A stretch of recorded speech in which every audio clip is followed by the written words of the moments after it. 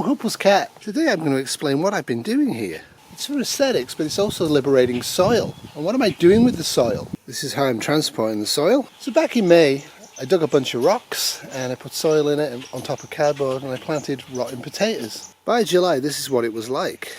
So about a week ago, I cut the path through. Let's see what happened to the first potato garden.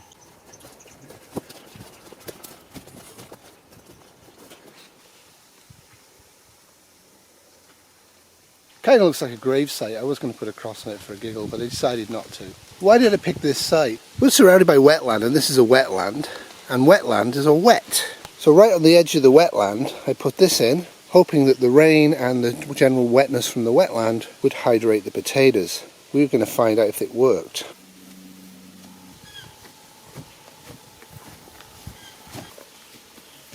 It's best if you don't have the garden too far from where you're getting the soil. So this is the basic garden.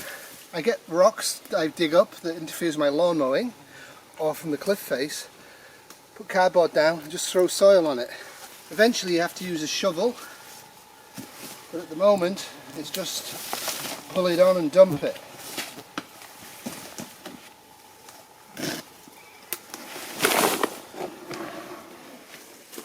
The grass pieces you can do this with. Or what I do is I just invert it. It seems to be no major problem.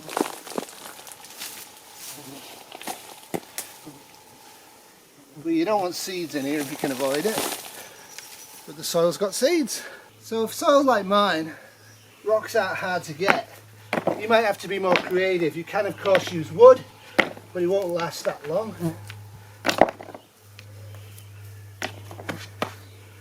Stones for the rock garden. I use this, it's called a shovel or a spade depending on your education level. It doesn't use gasoline and it actually is quite a lot of work, but I do recommend this rather than a gasoline tractor. So how do you get soil?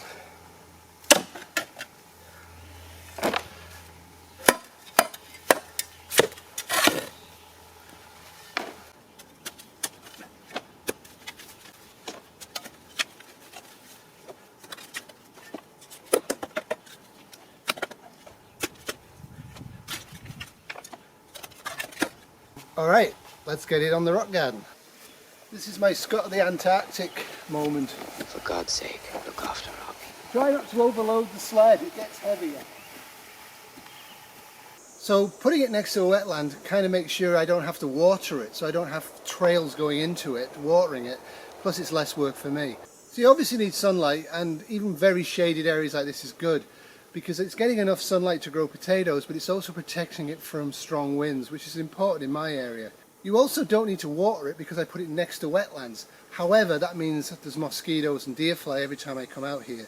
But I basically build it, put old potatoes in, and then leave it for 2 to 3 months and then dig them up. So let's get on with it.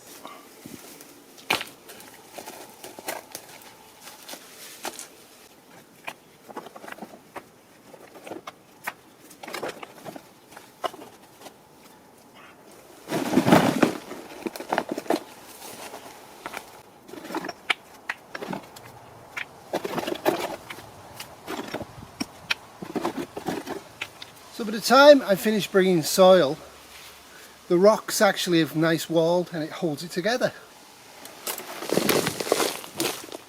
I think most of us are guilty of this, having old potatoes. So I just leave them out here, kind of mushy, and shove them in the ground. Don't really care if the moose get them, don't care if the deer get them. So far it hasn't been a problem. And I might even leave quite a few in the ground to reseed. Like I say, this whole trail was exactly like the stuff on the right and the left of it until like a week ago, so you really wouldn't even know this is here. And now I'm going to actually dig into this and see what happens. The purple flowers there are potato, so all of this is potato, but how big they are, I have no idea. I recommend a smaller spade.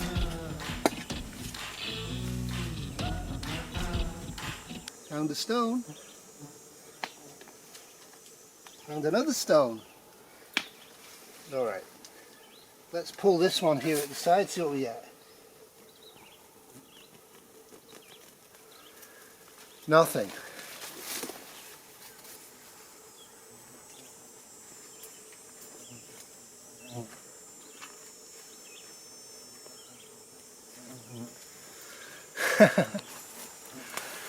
There you go, a new potato. I'm going to leave these for another month, leave them until August, but this is a really solid, good looking potato, and we will try it tonight on our salad. Thanks for watching, toodles. Just recovering the potatoes, found another one on the surface, so we've got 2 potatoes for salad. This has been a 2023 Wolfie Terrier Potato Farmer production. Small but free. Let's say action. Action.